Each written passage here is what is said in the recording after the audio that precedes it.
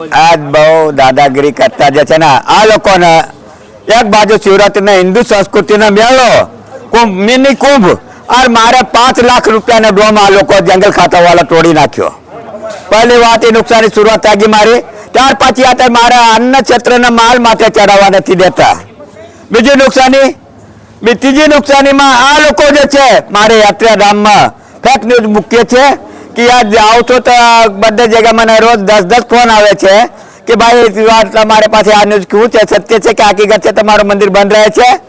मतलब आ fake news आ लोग मोकली दे छे, आ जंगल खाता वाला मोकली दे छे के कलेक्टर मोकली दे छे के जे मोकली देता होय अमारे आने काय लेवा देवा नहीं। पण आ फेक न्यूज ऊपर जे छे ने आज आ धर्म समाज में केटली हानि थाय छे ए हमें जाने छे। बीजी बात आ धर्म संस्कृति जो अपन कहे छे भारतनी संस्कृति, आ भारतनी संस्कृति नहीं, आ भारतनी संस्कृति में आ लोगों ने प्रत्याघात छे। आ केवी रीते प्रत्याघात छे आज निराकरण ना ली आवे तो आमी मारवा सुधी बी ने लड़शे। बापू खास करीने जंगल खाताना अधिकारीओ जे गिरनार में नाना बाळकोने लई जवा, जटाशंकर में बाळकोने न लई जवा, आवी अधिकारीनी तानाशाहीने दादागिरी आ कोना इशारा બધું થાય છે? यार जेने इशारा ऊपर चालू થાય છે મને કોઈ इशाराना नाम નથી લેવું, પણ એક વાત હું તમને સપોર્ટ કરી દઉં આજે કે આજથી 5 વર્ષ પછી તમે હિન્દુ ના રહેશો એ મારે લીખી લેજો અત્યારે સિગ્નેચર કરી દેવું કોરા કાગળ ઉપર। તમે હિન્દુ ના રહો અને તમારી સંસ્થા જે છે ને બધી નષ્ટ થઈ જશે। जय गिरनारी।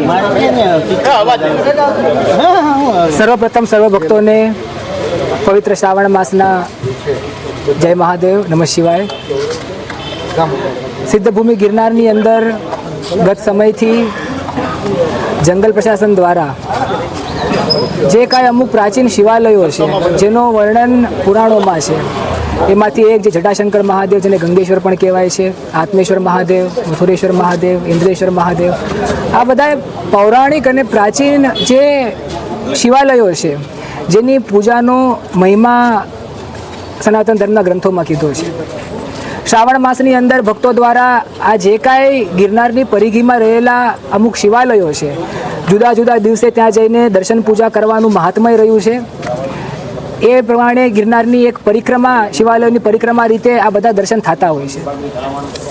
पण जंगल प्रशासन द्वारा फॉरेस्ट डिपार्टमेंट द्वारा अवनवर समयथी जाता श्रद्धाळुओने खूब पीड़ित करवामां आवे छे। चेकिंगना नामे अवनवा कायदाना नामे जे कोई ચોપડામાં એક્ઝિસ્ટ નથી કરતા એવી રીતે નવા નવા કાયદા ઊભા કરીને લોકોને ખાસ કરીને જે ભાવિકો પૂજન કરવા જાય છે આ શિવાલયોમાં એને રોકવામાં આવે છે। પોતાના બાળકોને લઈ જવા નહીં અને એ પ્રમાણેના બહાનાઓ કરીને પણ લોકોને રોકવામાં આવે। ચેકિંગના બહાને પૂજાનો સામાન વિખવો અને અમુકવાર તદ્દન સ્પષ્ટ રીતે જ ના પાડી દેવી કે પ્રવેશ નથી ત્યાં।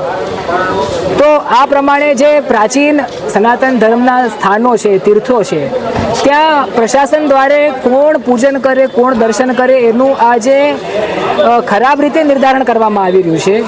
એના માટે આજે સંત મંડળ દ્વારા ગિરનારના સદભક્તો દ્વારા અને બીજી હિન્દુ સંસ્થાઓ દ્વારા આવેદન દેવામાં આવ્યું છે। આ પ્રમાણે જો આપણે અગર જોઈએ છીએ તો જ્યાં રાજ્ય સરકાર કહો કે કેન્દ્ર સરકાર કહો એ આવા તીર્થોને ટુરિઝમ તરીકે અહીંયા વિવિધ મોટા આયોજન કરીને ભક્તોમાં એનો પ્રચાર પ્રસાર વધારે છે કે બીજા ભક્તો બીજા પ્રદેશોમાંથી આવીને રાજ્યોમાંથી આવીને અહીંયા દર્શન લાભ લે। પણ સાથે જ આવી રીતે વિપરીત નીતિ જે સિસ્ટમમાં રહેલી છે કે જેનો સમય સાથે પરિવર્તન નથી થયો, જે તે સમયગાળો છે જે તે ભક્તોની ભાવિકોની સંખ્યા વધી છે એને દૃષ્ટિગોચર રાખીને જૂના નિયમ કાયદાઓમાં ફેરબદલ કરીને ભક્તોને સુવિધા રહે, ધાર્મિક સંસ્થાનોને સુવિધા રહે એવા નિર્ણયો પ્રશાસનને લેવાની ખૂબ અગત્યની ગરજ છે।